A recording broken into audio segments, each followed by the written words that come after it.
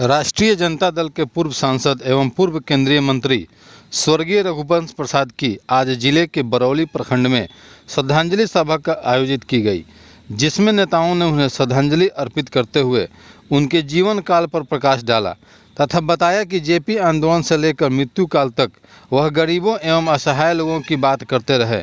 मजदूरों एवं गरीबों की स्थिति को देखते हुए उन्होंने मनरेगा जैसे महत्वपूर्ण अधिनियम की वकालत कर मशहूरियत हासिल की। Bureau report, Gopalganj.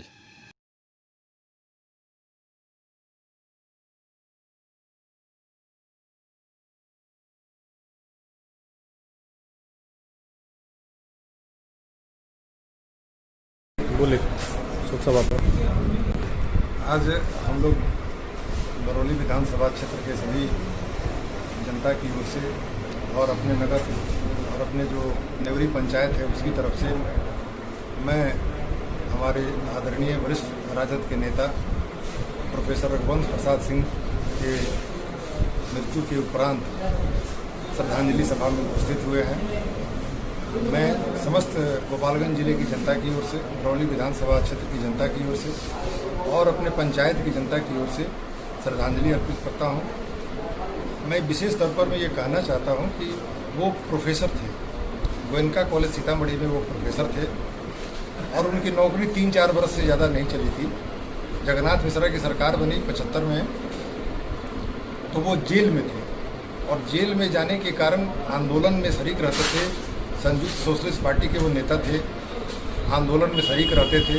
74 के आंदोलन में वो जेल में चले गए, उसके बाद में वो बर्खास्त हुए। सर्विस से बर्खास्त होने के बाद में वो प्रोफेसर और टीचिंग लाइन की तरफ देखना बंद कर दिया और राजनीति में उतर गए। राजनीति में उतरने से उनका जो उत्तरोत्तर जो उनकी प्रगति हुई और देश में उनका नाम हुआ।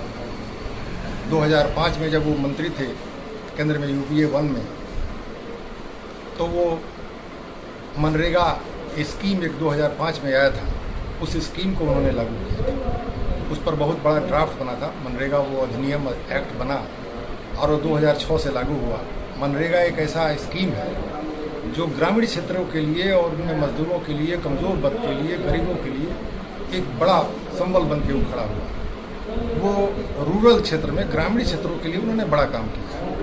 मैं समझता हूं कि हमारा जो ये विधानसभा क्षेत्र है, बरौली विधानसभा क्षेत्र, ये शहरीकरण इसका नहीं हो पाया है, जो विकास होना चाहिए वो नहीं हुआ है और इसलिए मनरेगा बहुत ही महत्वपूर्ण हो जाता है। मनरेगा पर जो काम होता है, लोग जो रोजगार के जो पलायन हुआ मजदूरों का बाहर से दूसरे प्रदेशों से यहाँ पर लोग आए, अगर मनरेगा नहीं रहता और सरकार की आँख तब खुली जब मनरेगा दिखाई पड़ा और मनरेगा में 60,000 करोड़ रुपये देना पड़ा, कई एक किस्तों में फंड देना पड़ा और रोज़गार एक मुहैया कराने का प्रयास किया। फिर भी हमारे जो मजदूर भाई थे उनको उतना रोज़गार नहीं मिल पाया, इसलिए कि वो तो 100 दिन का ही रोज़गार है, आपको पता है। फिर से उनको भागना पड़ रहा है। जो बदहाली है, बेरोज़गारी की स्थिति है, वो आप पर हम समझ रहे हैं। लेकिन हमारे आदरणीय वरिष्ठ नेता प्रोफेसर रघुवंश प्रसाद सिंह जी मजदूरों के लिए, ग्रामीण क्षेत्रों के लिए बहुत काम किए हैं। आज हमारा मन भरा हुआ है उनके देहांत के बाद। हमारे आदरणीय राष्ट्रीय अध्यक्ष श्री लालू प्रसाद जी के वो अभिन्न अंग थे। दोनों एक दूसरे के पर्याय बन चुके थे। दोनों एक दूसरे के बिना सलाह के कोई काम नहीं करते थे। परिस्थिति आई, कोरोना से उनकी थोड़ी सी उनकी दिक्कत हुई थी। कोरोना से एम्स में इलाज हुआ और ठीक हुए और अचानक फिर वो उनकी तबीयत खराब हुई, एम्स में फिर भर्ती हुई, उनका देहांत हुआ। हम लोग काफ़ी दुखी हैं, सारे प्रदेश की जनता दुखी है, देश की जनता दुखी है। हम लोग उनके प्रति अपनी श्रद्धांजलि अर्पित करते हैं और आशा करते हैं कि उनके दिशा निर्देश उन्होंने जो कुछ भी हम लोगों के लिए दिया है उस पर हम लोग काम करेंगे और जनता के खुशहाली के लिए काम करते रहें।